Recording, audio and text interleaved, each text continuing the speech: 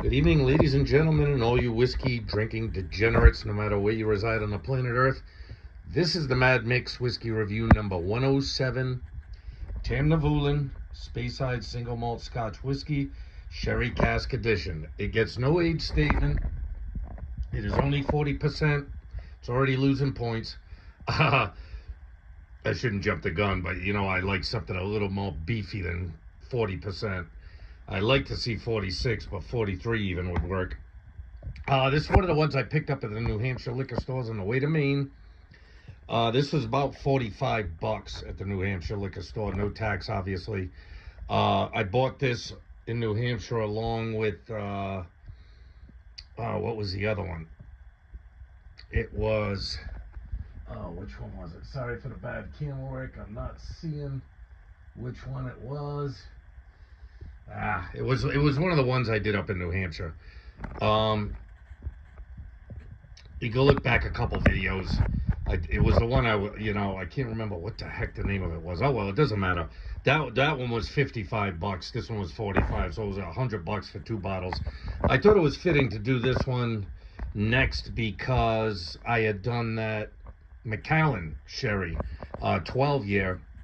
Very expensive bottle, very good whiskey though. But the price point will just beat the shit out of you.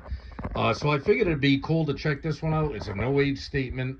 What did I say? It's a Speyside, whereas I think Macallan is a Highland.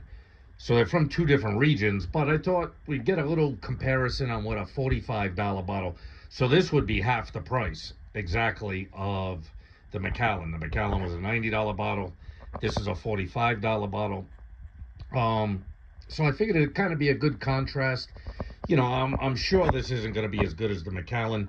This is aged, the Macallan was aged just in sherry seasoned cask. This was aged in bourbon, and it says it was finished in 3 types of, you might be able to see it there. It was aged in American oak barrels and finished in 3 different types of sherry cask.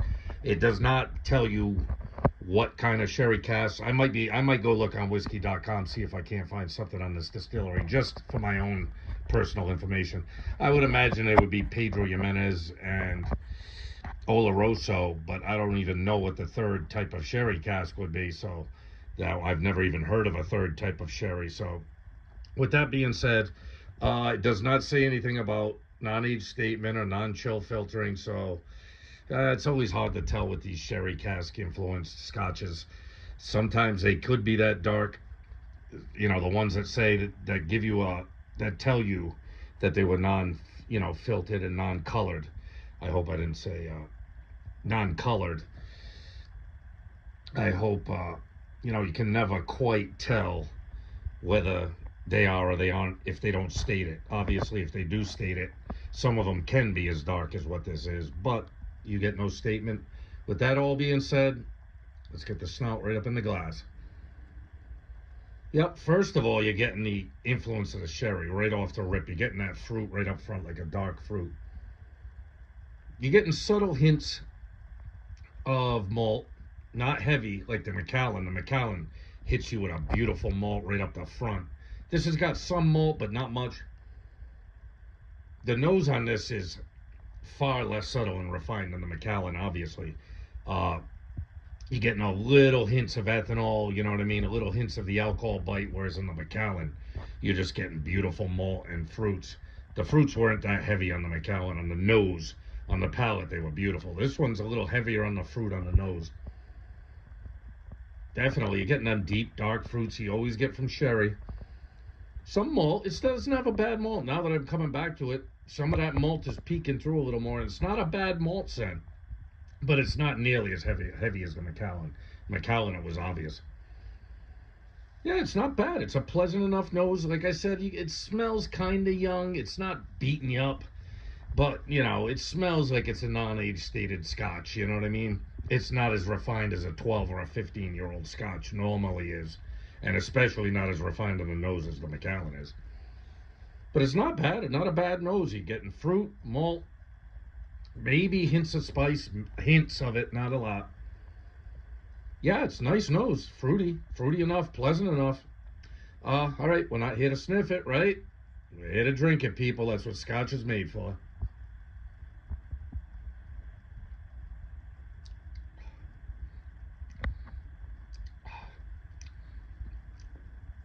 Yeah, it's a little more spicy on the palate right off the rip. Uh, the fruit isn't super duper heavy on the palate. The malt is a little heavier on the palate. Tastes a little young to me. Not totally young. It's not, like I said, it's not beating you up with its youth, but you know, maybe, a few more years in the cask wouldn't hurt it either. You know what I mean? That never seems to hurt. I've never drank a scotch that was in a barrel too long, but then again, I can't afford the ones that were probably in the barrel too long. Yeah, all the same on the nose. You get a little youth on the nose, just like you do on the palate. I won't lie. It's like I said, it's not beating you up. It's not harsh, but it's not as nearly as refined as some of the other whiskeys I've done lately.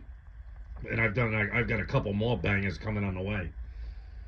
Yeah, it's pleasant enough on the nose. Not great, not bad. Somewhere in the middle. Let's get one more sip and we can probably wrap this one up.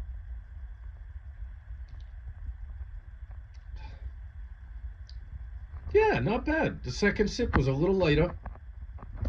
Little lighter. Yeah, you're getting hints of malt, hints of fruit. The palate isn't blowing you away with anything. It's a nice subtle drinker. It's not going to beat you up with the malt. It's not going to beat you up with the fruit. It is a little spicier than the Macallan for sure on the back end, but that's because of the bourbon barrel influence. The Macallan had not seen any bourbon barrels. It was just a straight sherry aged in sherry seasoned casks. So you weren't getting a whole lot of spice on that Macallan, and that's the reason why. This one had time in bourbon and was just finished in sherry. So you're getting plenty of that bourbon barrel spice at the back end. Maybe hints of ginger or something like that. You know what I mean? Some kind of spiciness. But it's not bad. One more tiny sip. Well, certainly with every sip, it gets a tiny bit smoother, but the flavor profile isn't really expanding that much. It's just a nice subtle malt at the beginning, nice and light. Decent amount of fruit, not heavy, and some spice at the back end. So it's a solid scotch. It's what you'd expect. Would I like to see an age statement? Yes. Would I like to see more proof? This might drink better at a higher proof, but we'll never get the chance to know. All right, the Mad Mix whiskey review number 107. Tamnavulin Speyside Single Malt Sherry Cask Edition. No age statement. I'll give it like an 8.1, something like that. It's a good drinker. You could sit down, maybe an 8.2. Maybe I'll bump it up for the price. But I'm also taking points off for it being a 40%. I'm not really enthralled or thrilled with these 40% scotches. I want a little something.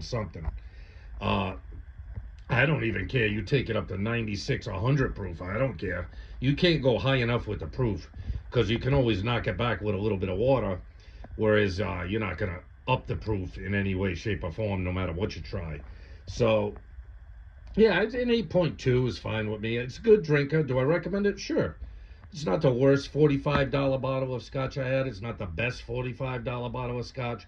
If you like sherry and you're having trouble finding a sherried single malt scotch and you don't mind not having an age statement and you don't want to spend more than like 45 bucks, this could be a good option for you. There's not a whole lot of sherry influenced scotches, single malts anyway, in that kind of $40 to $45 price range.